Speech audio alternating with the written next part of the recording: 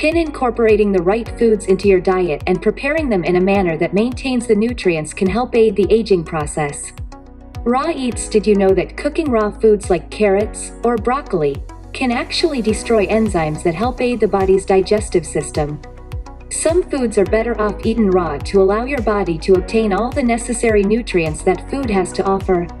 Certain raw foods can cause more harm than good when cooked. This is because of something called AGE, advanced glycation end product.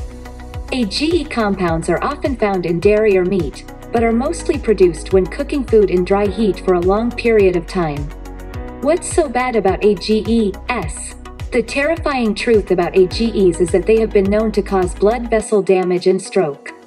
This compound is formed naturally within the body when fats and sugars bind together. However, too many AGEs in the body can be hard to break down. Ingesting too many AGEs can cause damage to the cells, making the body more prone to chronic illnesses. Find a healthy balance. There are so many nutrients in raw food. However, eating too much raw food is not a good idea either. Some foods like tomatoes and mushrooms are better for you when cooked, as the heat helps release chemicals like lycopene and polysaccharides, which contain cancer-fighting compounds. In the 90s, a Harvard study focused its attention on tomatoes, which appeared to be especially beneficial. They suspected it might be the red pigment in tomatoes called lycopene, which has greater antioxidant power than some of the other pigments like the orange beta-carotene pigment in carrots and cantaloupes. And lycopene dramatically kills off prostate cancer cells in a petri dish, even way down at the levels one would expect in one's bloodstream after just eating some tomatoes.